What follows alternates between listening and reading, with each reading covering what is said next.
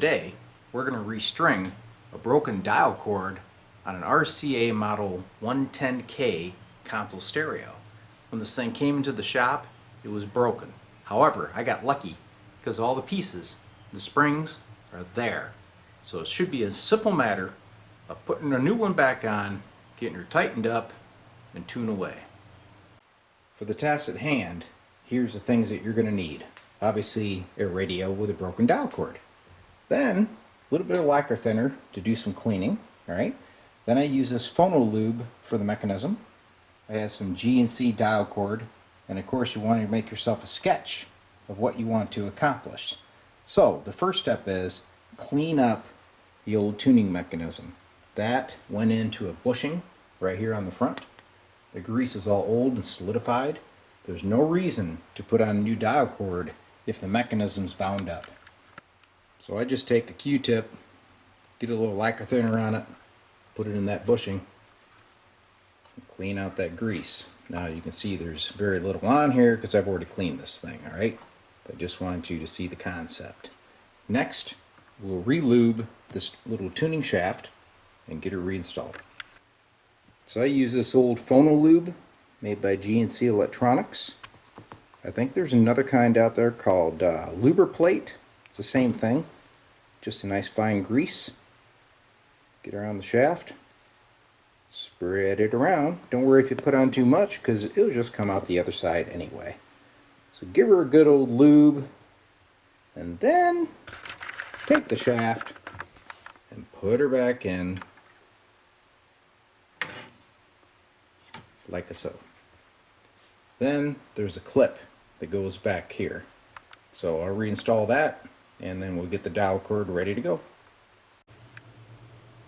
Well, luckily for me, I was able to find this dial cord string diagram on the old Sam's PhotoFact website. So this is the number 445 and that is for the RCA model 110K. And there it is. There's what I need to do. So there's no reason for me to have my little chicken scratch diagram. I got the real McCoy right here. So here we go.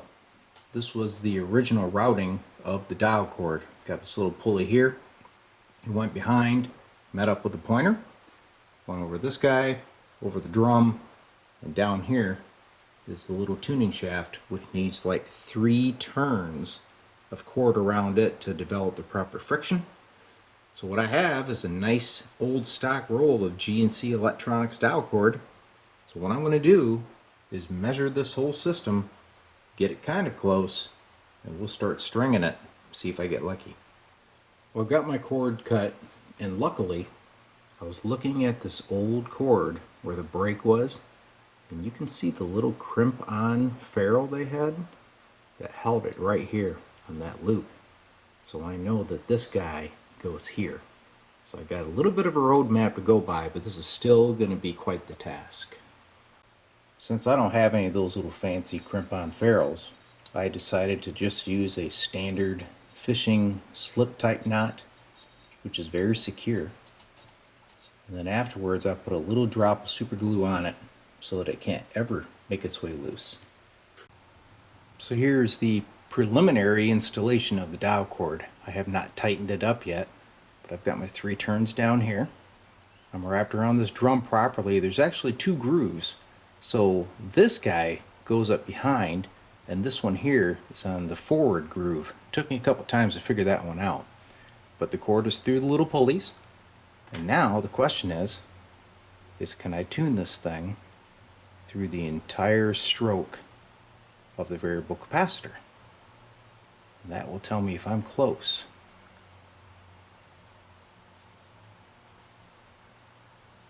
There it is. We're good to go. So I'm going to retract this thing back into the fully open position. I'm going to tighten up that little ferrule there. Put a little drop of super glue on it and get the tuning needle on, but I think we got it. Alright, mission complete. The dial cord's in. I got the pointer installed. Put a little grease on the track. You can see we got full sweep of the tuning. That needle does kind of bounce around a bit. That's just a characteristic of the radio. It looks pretty good. I think we're good to go. Next step, I gotta go in here and change out the caps, resistors, check the tubes, etc., etc. But this shows you how much fun it is to install the new dial cord. Maybe we should come in and give you a kiss. No, I'm Why are you shooting. doing that? No, I'm shooting. Okay, go ahead. Shooting video, shooting. Anyway, well, there it is. The dial cord has been successfully replaced. Now, this is just the first in a series of the restoration of this old RCA 110K receiver. All right, so you saw it wake up. You see the dial cord's on now. Next step, we'll be doing the caps, checking tubes, getting a good cleaning. Maybe I can get Marcia to repaint that cabinet and give it a nice oil job. What do you think, Marcia? That's expected, isn't it? Oh, now she agreed. You guys heard that. Anyway, I hope you enjoyed the video. And if you have one of these receivers, you'll see that the dial cord is a bit tricky, but not impossible. Thanks for tuning in.